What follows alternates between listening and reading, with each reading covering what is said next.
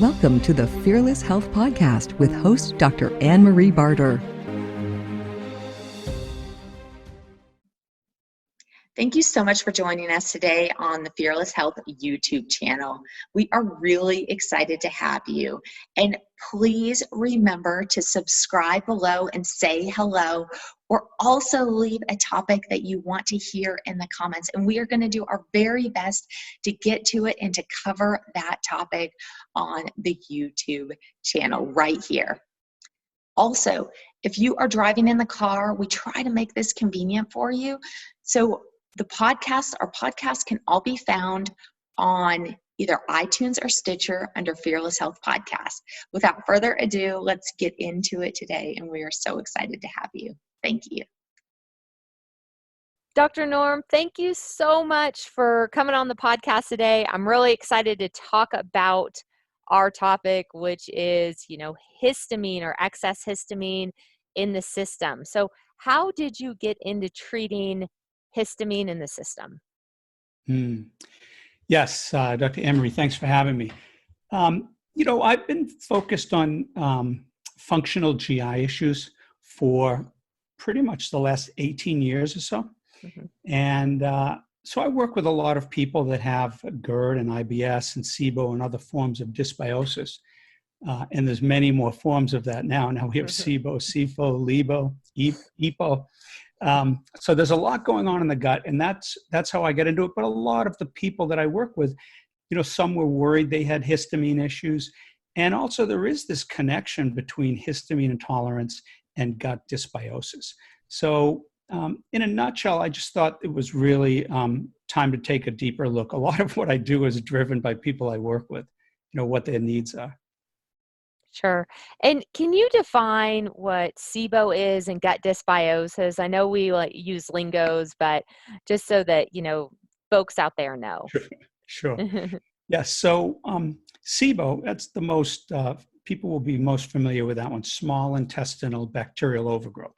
We have 10 trillion bacteria in our large intestine, but we should have not too many bacteria in our small intestine, especially near the early part of it, where we have villi and microvilli and a lot of sensitive digestive machinery. So when you get a lot of bacteria up in there, it creates all of these different problems and a lot of symptoms. So that's SIBO, and that was very popular for a long time because there's a breath test for it, and so people were getting tested and finding out they had it, and what will I do? And then along comes a couple of groups that did some smart pill technology and using pH studies. And when you see lower pH in the intestines, there's bacterial activity there producing these short chain fatty acids. And they found that the biggest drop in pH with people that had IBS was in the early part of the large bowel. And so really, they didn't term it this, but I coined this term years ago as a potential for something called LIBO, large intestinal bacterial overgrowth. Even though you have a lot, you could have even more. And now there's a couple of studies that actually support that as a real potential problem. And then, of course, Satish Rao's work, he's been getting into and looking at SIFO, small intestinal fungal overgrowth. And then recently in a SIBO consensus document, they broke out intestinal methanogen overgrowth, EMO, into its own thing. So there's a lot to chew on there. Yeah, exactly. So, and then can you also define dysbiosis of the gut as well? Right. Well, all of those things I just mentioned are forms of dysbiosis, because dysbiosis really refers to an imbalance in these gut micro populations. And so it can be where they are, what they are, how many there are. So any form of uneven growth or dysbiotic growth, or growth that it's not comparable to kind of the mean of people that get these gut biotests. So it really encompasses all of those things. Just as like a side note, what's really interesting to me is initially when I learned about the gut, parasites, you got to check for parasites, which, absolutely you need to check for parasites. But what I found when I run stool tests, GI map tests, parasitic DNA tests, to figure out if what I'm experiencing or dealing with in a patient could be parasitic activity, I found over and over again that primarily what most people are dealing with are the things that you just mentioned. All of the things that you Yeah. just mentioned, fungal overgrowth, bacterial overgrowth, basically opportunistic bacteria in the gut, dysbiosis, not enough of the good bacteria, over and over and over again. Have you seen the same thing on stool testing, or have you seen something different? You do see that, but you have to read between the lines. I mean, a lot of parasites are kind of indigenous, and they Hmm. do find them in the gut. And unless you see them along with symptoms, a lot of people won't necessarily treat those. But there are exceptions. Hmm. I worked with a woman. She was living in Europe, but she had lived in Vietnam for quite a few years, some years ago. And her symptoms were just such that I really wanted to get not only a full stool test, but the parasite test panel Hmm. as well. And she actually had Giardia probably from 7 years before. And she had chronic symptoms and diarrhea. And so in her case, Giardia is something I think needs to be treated. And so, Hmm. Oh, yeah. and occasionally you'll see people that have chronic diarrhea that'll have a C. diff that hadn't been uncovered. Hmm. Um, and then some of the viruses, hepatitis C, can impact the liver and create a real, not only is it dangerous long-term liver cancer and so forth, but it can really affect digestion as well. So I agree. I do think sometimes you'll find it's good to look, because sometimes you'll find the exception. Hmm. It's just not as common as I think I originally thought. I run the test pretty much on every patient just to double check, because it comes in the same GI, the GI map test, but I don't find it much, even when I'm challenging for it, even when I'm uncovering biofilm. So kind of an interesting side note. So we're talking all about histamine today, right? Histamine. So, Yes. so yeah, we'll go back to that. So histamine, what is histamine intolerance? Sure. Well, first of all, what is histamine too, right? Sure. What is histamine? It Great. was discovered in 1910. It was shown to be the cause of anaphylactic shock in 1932. So we've known about this thing for quite a while. It's a biologically active amine, so it's a nitrogen-containing compound, and there's many other amines too, and some of those can be problematic as well, tyrosine and others. So it's not just histamine, but that's the big one, especially for this talk we're having today. Where does it come from? Well, it's derived from histidine, the common amino acid. So pretty much all proteins will have this histidine amino acid in it. And there's an enzyme called histidine decarboxylase that takes histidine and converts it into histamine. And so that enzyme is present in a whole variety of cells: mast cells, basophils, neurons in the brain, cells that line the gut. So got all these cells that can produce it. But it does regulate a lot of key processes, good processes, healthy. I mean, histamine is a good thing. We don't want to lose track of that in the right amount. It does mediate inflammation, which is critical if you have an infection, right? Something we were just talking about. It's also a vasodilator, so it will make the blood vessels more permeable, so antibodies and immune cells and cytokines can get out to the site of infection. So that's important.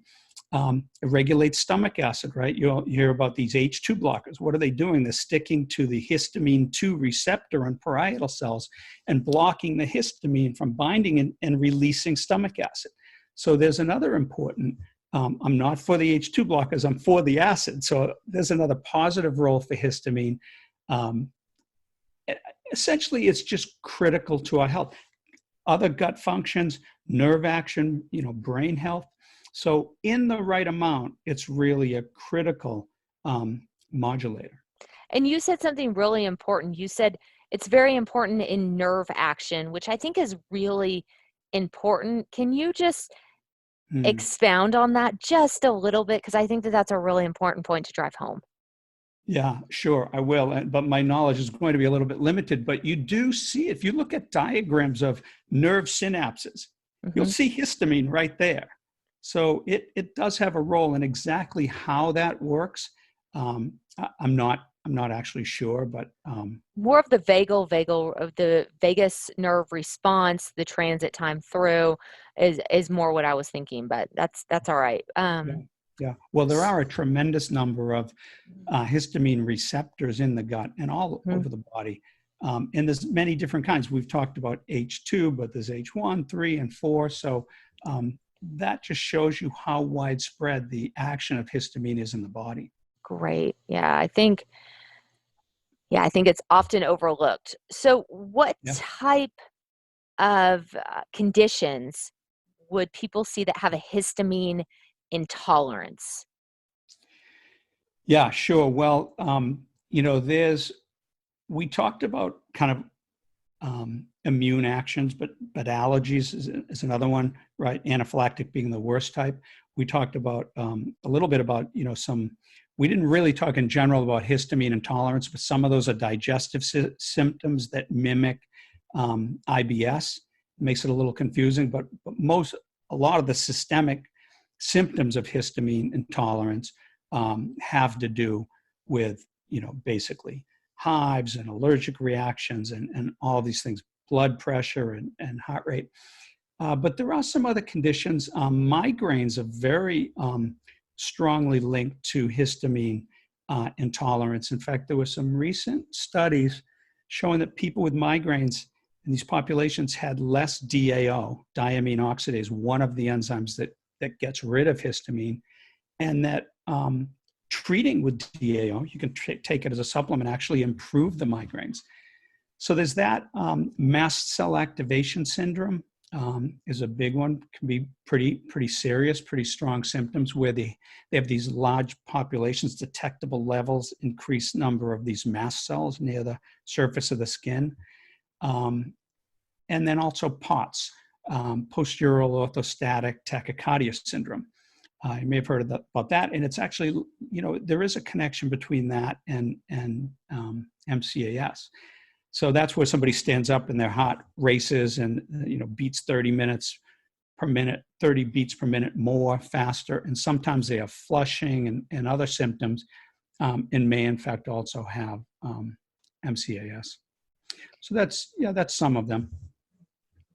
I thought maybe we could go back and talk Sure. a little bit more about those symptoms, right? Let's do it. And maybe kind of the cause, why do we get high histamine too? Yeah. Just some of the reading I've been doing. And by the way, these symptoms are more common in middle-aged and older people. So if somebody called me and said they were 18 and had histamine intolerance, I might think probably something else, but wouldn't be impossible. So I was trying to talk about these systemic symptoms, right? Allergic reactions, but even things like itching and flushing, congestion, sneezing, a lot of the things people associate with these seasonal allergies. But even things like insomnia, menstrual pain, there's a lot of these different connections. So that's systemic. But then the GI symptoms, I just wanted to go in. I had mentioned they were like the IBS symptoms. And they're really almost exactly alike, which surprises me a little bit, makes me wonder. Gas and bloating and cramps, nausea, even vomiting and altered bowel habits. Wow, that sounds a lot like SIBO and a lot like IBS. So it might be interesting if you're working with somebody to try to tease those apart a little bit, get hydrogen lactulose breath test, maybe do some skin pricks, some urine analysis. If somebody really thought they had histamine, but maybe it was SIBO instead, or just put them on a low fermentable carb diet, which is essentially what the fast track diet is that I created, and see if that does it right there. Because when you think about where the histamine is coming from, I think SIBO ends up on the front center stage. So we talked about histidine decarboxylase, right? In mammalian cells and in bacterial cells. They have a very similar enzyme, so they can produce all this histamine. That's where it's coming from, into our body. But what's getting rid of it, right? And that's where I had mentioned diamine oxidase, DAO, right? That's an enzyme that's mostly, it's in the gut, it's in the serum, it's in between the cells, all over the body, but it's not inside the cells. And for that, there's another enzyme called histamine N-methyltransferase.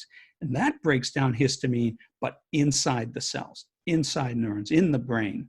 So we've got these two enzymes that break it down, one that's creating it, And then we're also getting it from the diet, right? People talk about high histamine from dietary sources, but also the histamine produced from bacteria. They have this very similar enzyme, and it's well known, especially gram-negative bacteria. They can produce a lot of histamine right in the gut. And in fact, that's where the histamine's coming from on unfresh fish and meat. They say, well, those are high histamine. Why? They have bacteria growing on the surface. So I just wanted to kind of double back and talk a little bit about the symptoms and where it's coming from and why some people have high histamine levels. Great. So you have a patient that comes in, they have all of these symptoms that sound like IBS. And I'm just going to define that really quick because just in case folks out there don't know, but it could be constipation, it could be diarrhea, it could be gas, bloating, vomiting, any of those symptoms, or slow transit time through the gut, gut pain, any of those things can be IBS. So there's probably an excess of histamine, but you're suspicious of SIBO, so you run a test, right, just to double check, which would be a breath test because, I think when people think about running a test for their gut, they always think of a stool test, but the intestine is divided up into two different ways. So with this particular, the small intestine and up, we really need a breath test to see what's going on, to see what those bacteria are fermenting, right? So so you see this patient, they come in and they have positive SIBO tests, name your poison on which SIBO. So is your first step to change the diet, treat the SIBO, etc.? Like where do you go from there? Yeah, well, it does depend. If somebody is just coming in with, say diarrhea and cramps and bloating and belching or reflux and some combination of IBS and acid reflux symptoms, I may not even, if they have a breath test already, that's great. I'd love to see it. If they don't, I might not even ask them to get one initially, because you could just base some early dietary intervention on those symptoms. So do you have to go and spend $300 to get a breath test? Maybe not. Maybe you could just try some, you really want to knock down those fermentable carbs. The approach that I take is based on the fast track diet that I developed. And there's three parts to that. One is quantitatively limiting fermentable carbohydrates that are hard to digest, but fermentable by bacteria. So fructose, lactose, resistant starch, fiber, and sugar alcohols. Hard to digest. A lot of those are going to persist in the gut and potentially feed blooms of these gas-producing bacteria. So that is one element of the fast track diet. Another one is really looking at potential underlying and contributing causes of SIBO and dysbiosis. And there's 25 or 30 or more of these. But there's a lot of ways you can work with people to very quickly eliminate most of those. Do they have low stomach acid or not? You don't need to go and get a test for that. You can pretty much eliminate just by tests they've had, symptoms, by talking to them. So want to rule a lot of those out. That's the underlying cause. And then the third part is behaviors and practices. A lot of people don't think about that much, but how are you selecting the foods, how you're preparing them, when you're eating, are you fasting, are you refrigerating starches where they might build up more fibrous types of resistant starch? How are you consuming your meals? Are you eating slowly and chewing well? So there's kind of a three-part approach to that, which is something I like to try first. When I work with people, I do use kind of a more aggressive version of that, so we can quickly see if that's going to do something. And then after, sure, if we need to, more tests, stool test, breath test. If methane might be involved, if somebody has, idiopathic constipation, I really think methane is important to look for. So in that case, absolutely the breath test, because you want to know, are you dealing with a methane issue, or are you dealing with something else? Medications, hydration, a million other things that can cause constipation. So we'll get a little bit off histamine there, but yeah, it's a good discussion, how to triage, how to work with people that have these issues. It's been interesting. And just on the SIBO front, it's been kind of mixed, right? Some folks say not to change the diet in a SIBO case because the bacteria will go and hide, and to treat it first with antimicrobials of some sort, and then potentially, address dietary issues. Where are you? I think that that's just a preference, but where are you on that spectrum? You're more diet change first? Yes. Well, when you're talking about don't cut the carbs Mm-hmm. because they'll go into hiding, you are talking about treating with antibiotics. That's the treatment that people don't just say, well, don't cut carbs just in general. It's when you're treating with, say, rifaximin, because there is this idea that rapidly growing bacteria will be easier to kill by antibiotics, right? And there's some truth to that. It depends on the type of bacteria. It depends on the antibiotic. Some antibiotics kill resting bacteria just fine. Other ones, they do better when it's growing. But since my recommendation is to keep antibiotics as kind of a third or fourth tier intervention, and so it's not even something I deal with initially, really, because first of all, antibiotics, especially pharmaceutical grade antibiotics, especially systemic ones, right? Rifaximin, at least it stays in the intestine, and neomycin too. But some of the systemic ones are going to have a lot of negative effects on the body, but all of them can impact the gut microbiome. And our microbiome has already been severely impacted over the last 60 or 70 years. That's an understatement. Preservative, chemicals, the Western diet. So it's already beaten down. And the last thing I really want to do is come beat it down further. And there is a question about the durability of antibiotics. There aren't any real long-term studies that show with SIBO and dysbiosis that the antibiotics are a long-term solution, whereas there are some studies that show that restricting fermentable carbohydrates is a durable response. There's one on lactose where they looked out 5 years. If people with lactose intolerance were still not consuming lactose or using a lactase, they were fine. So study on fructose over a year. So the concept of limiting fermentable carbohydrates as a durable action is borne out in the literature a little bit there. And what was interesting initially, I think it was a couple years ago, maybe like 4 years ago, I started digging around for best ways to treat SIBO in the literature. And, I was comparing between antimicrobials and antibiotics. And the research at the time, and I think that this is still the case, I haven't looked here in the last year, but it basically said that antimicrobials were a better treatment than pharmaceuticals for you mean SIBO. like the herbals? Yeah, for sure. Yep. So I thought that was really interesting that they were more effective, more powerful, in long-term treating, for example, of SIBO as well, just kind of as another perspective. Yeah, So I mean, I recall that study. It was Johns Hopkins and another school in Penn, maybe.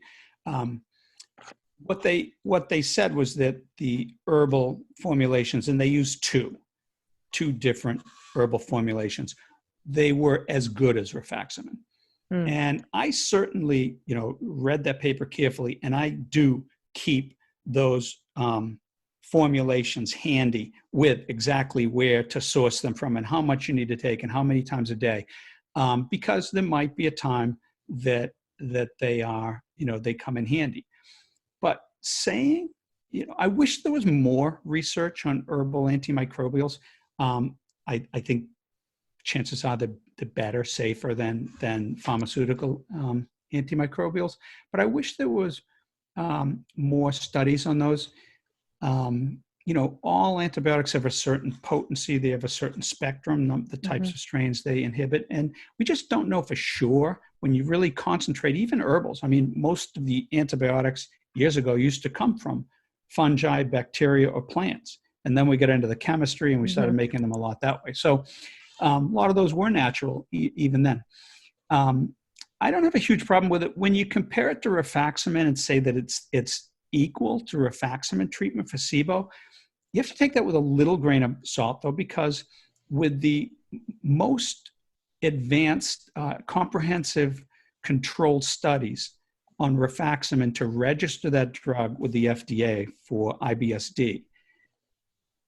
When you look at that data carefully, the results were 10% better than placebo. And so now you're saying, okay, these herbals are as good as rifaximin. Okay, does that mean they're 10% better than placebo too? So I think we're all in a bit of a learning phase right now. And I think more studies would help. But my preference is natural, holistic. Knock down these bacteria a little bit by putting them on a diet, really. Yeah, that's a good way to put it.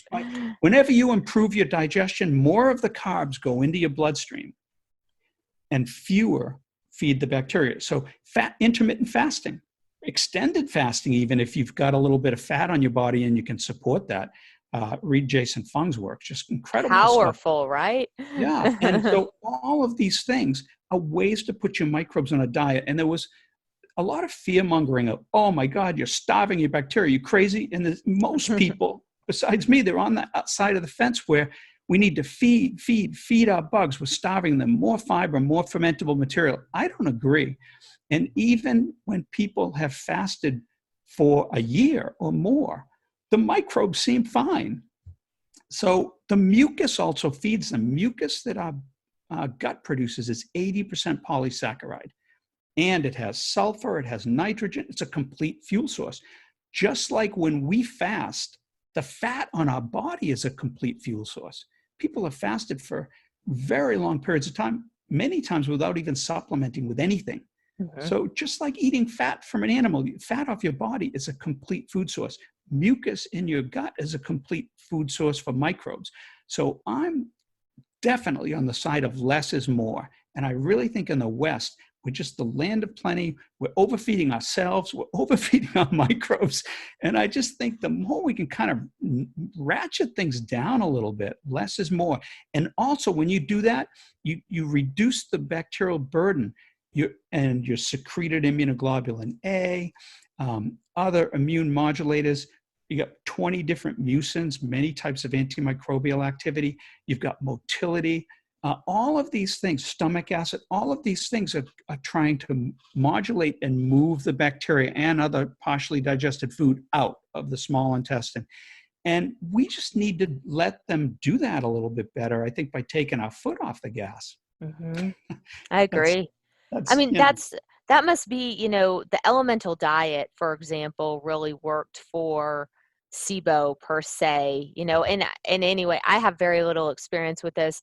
Anything that I do, I try first and I see if I can actually do it. The elemental diet I personally tried, it tasted horrible. The powder tasted horrible. Yeah. I could do it for about 3 days. Then I went to water fasting for like another, so many days. Please don't try this at home. And and I couldn't do it. I couldn't stomach the taste of it.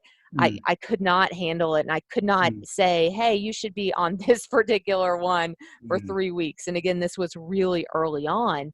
But do you have any comments about the elemental diet? I mean, I agree with you. I think the commercial ones, some of them have a lot of different, additives and so forth. Physicians Elemental, it's a reputable group. I've talked to some of those guys. I like Mike Ruscio's approach a little bit. He's got he does good. elemental formulation, and supposedly his doesn't taste as bad. I've recommended some of my people get a hold of some of that and try it. And also, I like the fact that he's not hooked on carbs with them. The most elemental diets, there's almost no fat in them, and they're wicked high carb.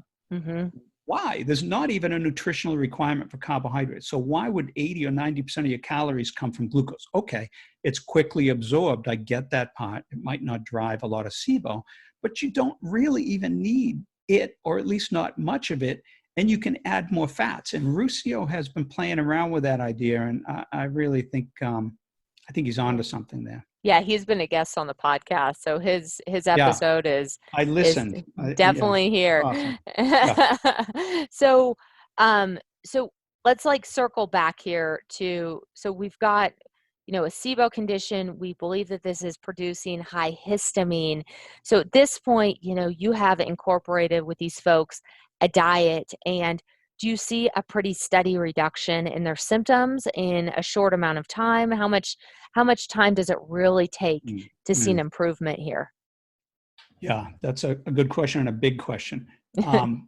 For basic bloating, belching, gas, diarrhea, certain altered bowel habits, simple heartburn, that pain right behind the breastbone, very fast.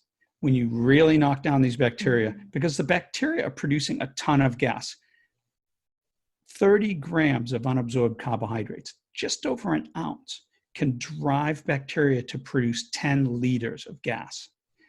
So that's a lot of gas. And so that can drive reflux. It can cause all of, the cramps and bloating and distension. So when you clamp down on the food supply and also improve your digestion by these behaviors and potentially some supplements, we haven't talked about those that specifically improve digestion, especially if you had some kind of a stool test and your elastase levels were low. So there's a role for those, but improve digestion, reduce the amount of fermentable material quantitatively and across the board, and don't skip fiber or resistant starch just because 100 people are telling you how good it is for you. You should reduce those too. You're not eliminating everything, you're just reducing it. Bacteria go down, gas goes down. So those symptoms I talked about, I get very good results and very fast. There are some things that will take longer, and because it depends on a lot of other things. Constipation can be challenging. There's a lot of different causes. Not only you do want to know if you've got a methane issue for sure, but there's a lot of other things you might have to look at there. I also work with a lot of people that have laryngopharyngeal reflux. So that's when reflux or even an aspiration gets in your lungs. You can have breathing issues from it.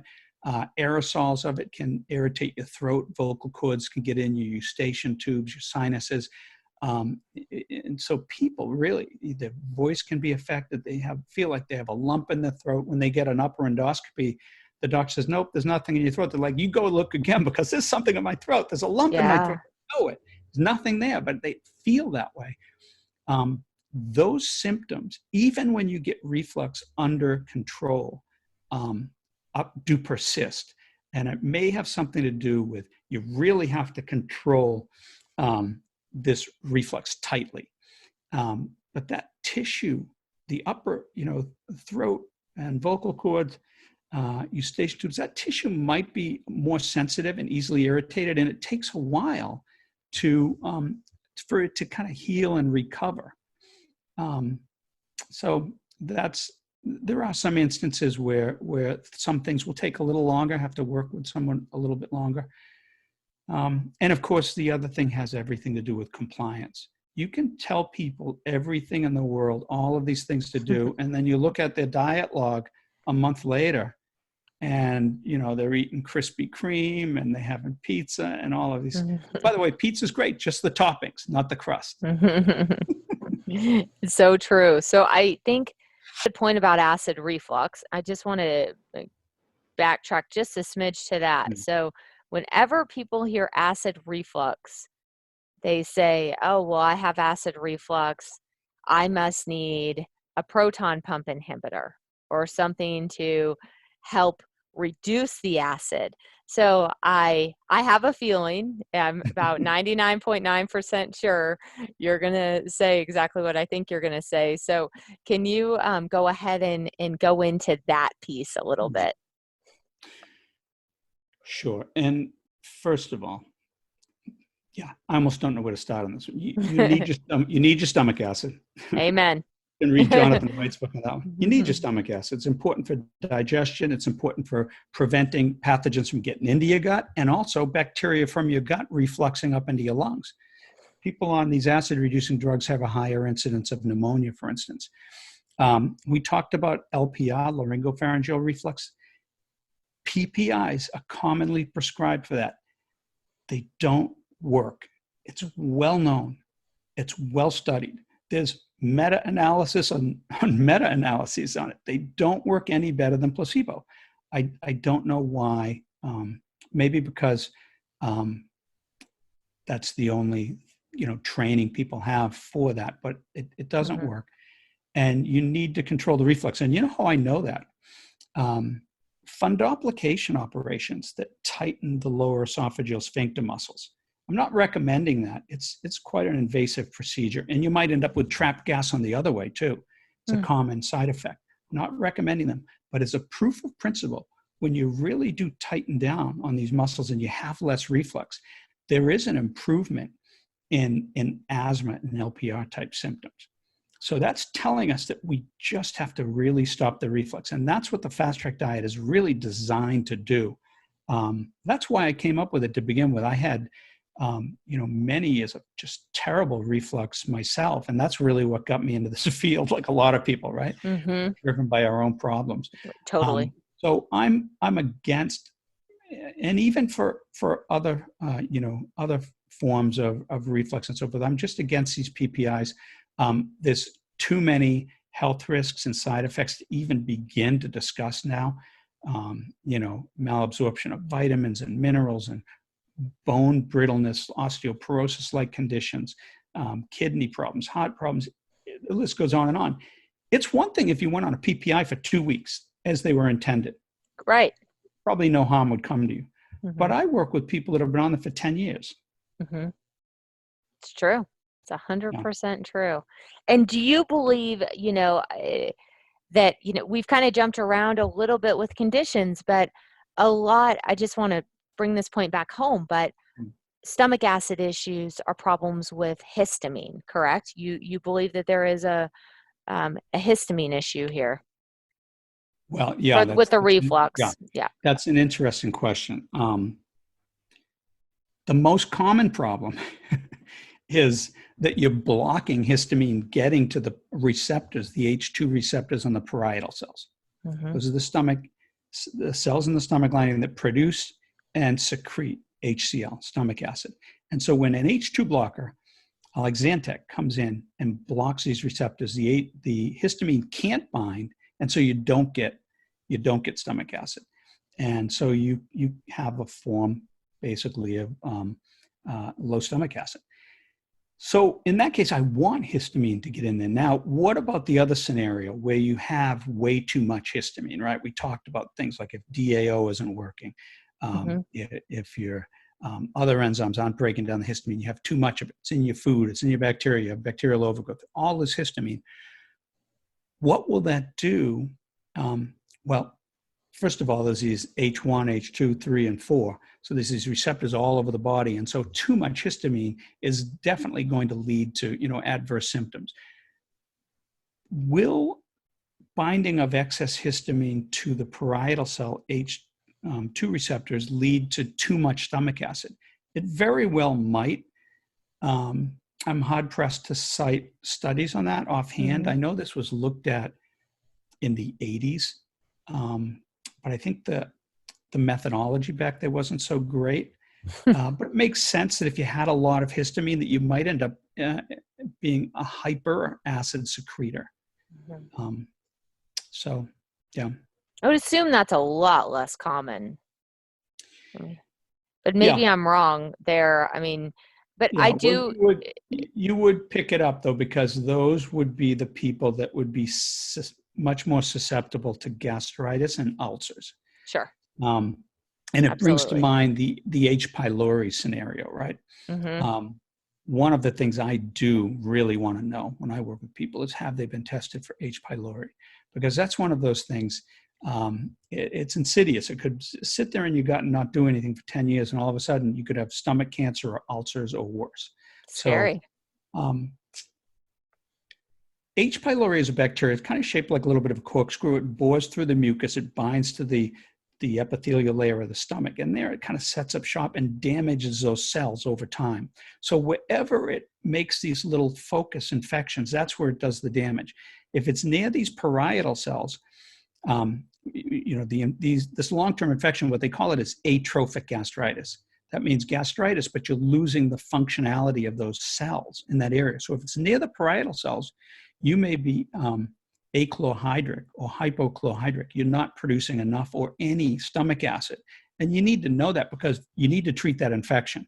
And by the way, there are antibiotics for that. Those are the kind of tried and true, and there's a lot of studies on them.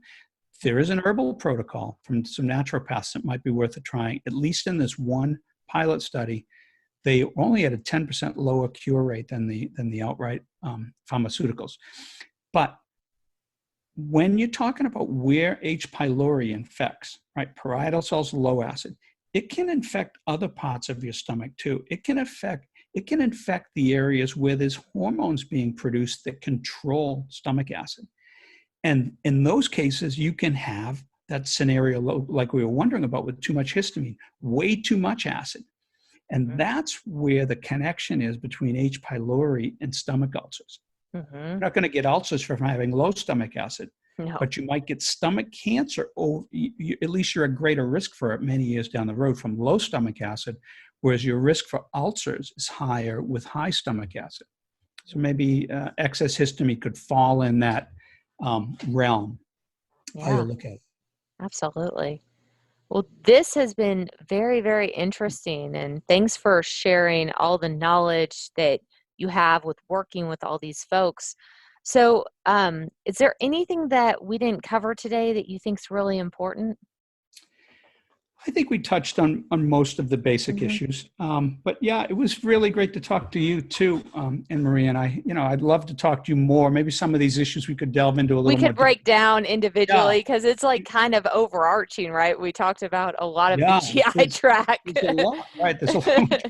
We try to cram it all into our head before these things, but sometimes you can pick it apart and work on little areas. But congratulations on your podcast and your Thank you. YouTube channel and your own practice out there in Longmont. By the way, I'll leave you with a little story from Longmont if you want. Yeah, Longmont and Denver, by the way. Yeah. So I used to work years ago. I used to work for Amgen. No way. And they had a meeting out there, and so a bunch of people went to it. I was there. Sure. And the head of QA from the Puerto Rico site was there, and came from the island, didn't know anything about the snow, but she was planning on going skiing. So being from New England, I decided to give her these pointers at dinner about how to drive in the snow and cut into the skin. You mean real New drive England. into the ice from New England? Well, I tried to give her everything I knew, right, from my fishtailing days. And I felt so good that, because she was going to head up to, Vail or one of the ski areas. And so we left dinner, and they were in one car. I think it was like an SUV, a big Ford Explorer or something like that. And I was in one of those little Foresters, the little Australian car. And it was snowing like heck that night. And she pulled up to this fork in the road where most people would just kind of look and keep going, look, see if there's anybody coming. No, she was very safe. She came to a complete stop while I was looking, and I smashed right into her. Oh, no.